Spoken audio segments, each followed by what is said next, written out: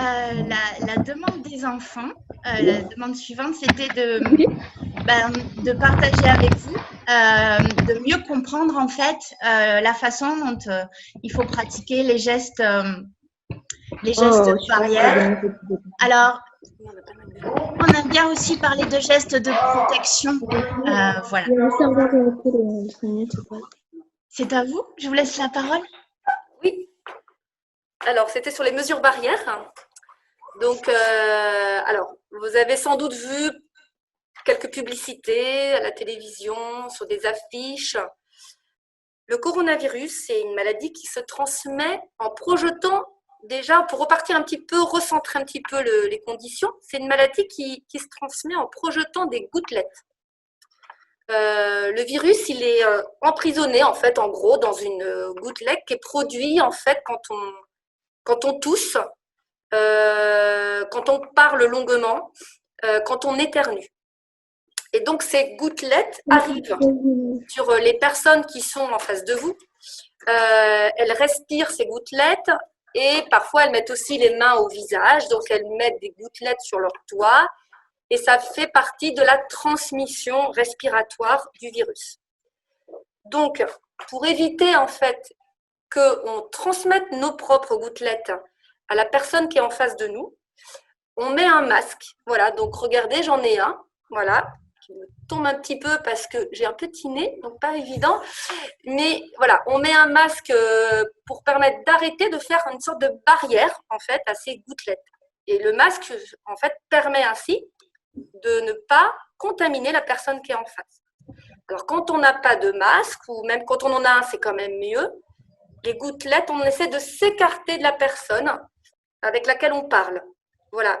Pourquoi? Parce que quand on produit de la gouttelette est un petit peu lourde et elle tombe. Vous savez, comme une petite balle de ping-pong qui tomberait. Eh ben, c'est une balle de ping-pong qui tombe et elle peut tomber sur la personne qui est en face. Donc, on se recule pour qu'elle tombe au sol et qu'elle ne tombe pas en fait sur la personne pour qu'elle ne la respire pas.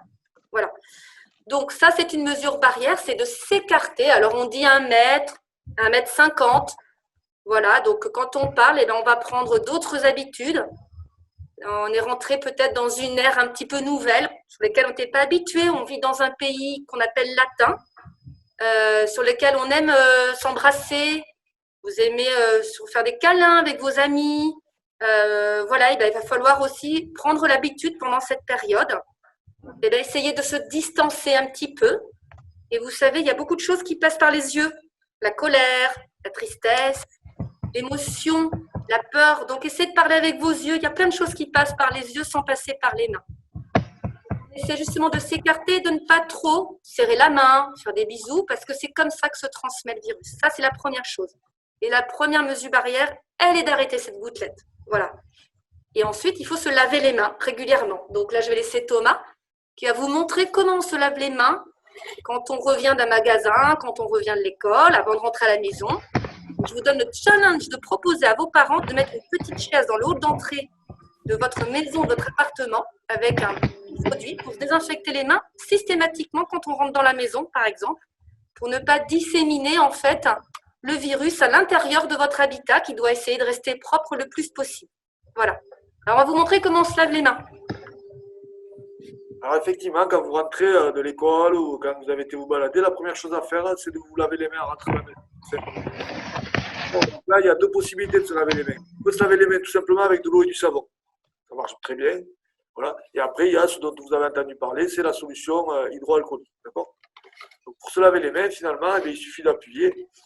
Hop, je me mets deux giclées de solution hydroalcoolique sur les mains. Et après, je vais les laver comme ça. Et je vais les frotter en comptant à chaque fois 5 fois. D'accord? 3, 4, 5. Après, je vais mettre entre les doigts 1, 2, 3, 4, 5. L'autre main, 1, 2, 3, 4, 5.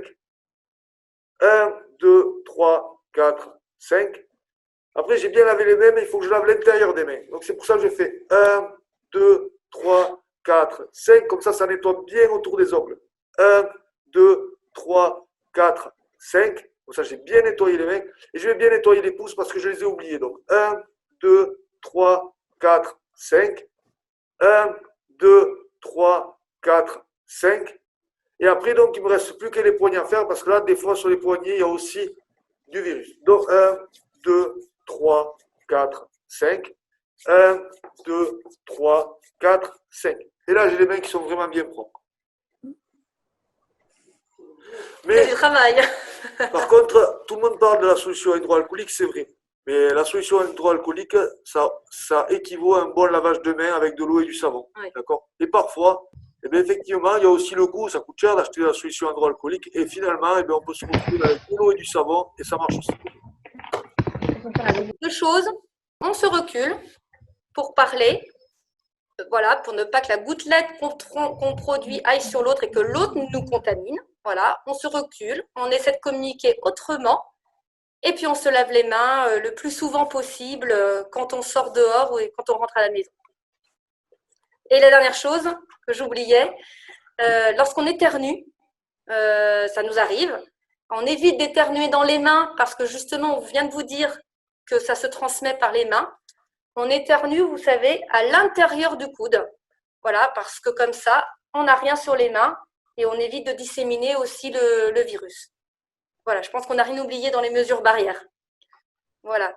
Les mouchoirs, quand on se mouche avec un mouchoir jetable, voilà, qu'on ne met pas par terre, qu'on met bien dans une poubelle pour éviter d'en faire balader un petit peu partout. Et quand on s'est mouché, on essaie de se relaver les mains derrière une nouvelle fois.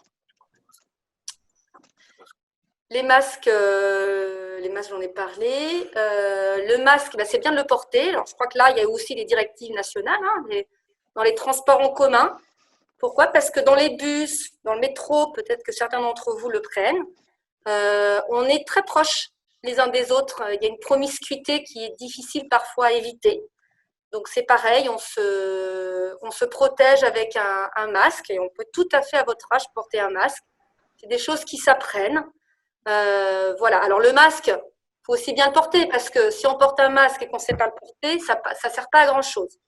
Donc, un masque, ça se porte bien au niveau du visage pour couvrir l'ensemble de la bouche, couvrir le nez, voilà, et ne pas que le nez retombe par-dessus le masque parce que vous allez respirer la gouttelette qui arrive en face. Et on évite de le toucher tout le temps. Ou alors, si on touche, il faut le toucher sur les côtés.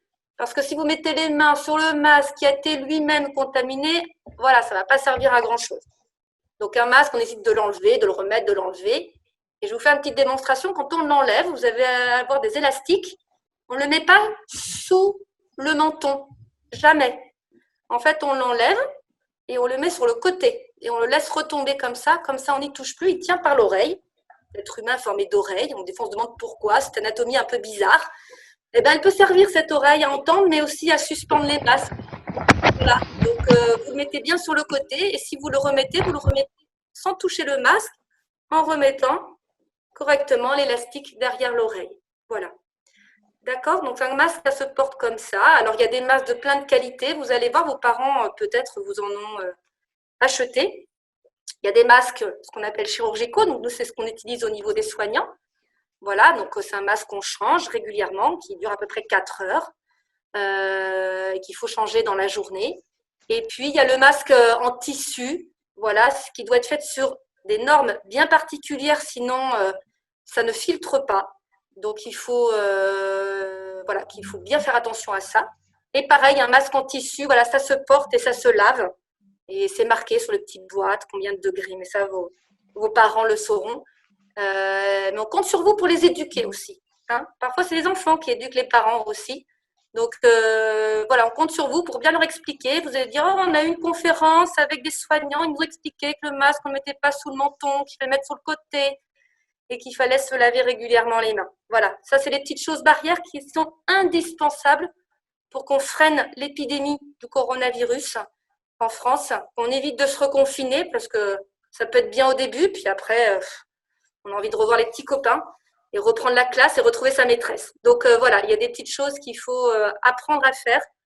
Ça permet de vous protéger, mais aussi de protéger les gens les plus vulnérables, qui ont des maladies graves et qui peuvent être malheureusement emportés par le coronavirus. Donc, c'est aussi un respect des autres. On a rien oublié? Non. On n'a rien oublié.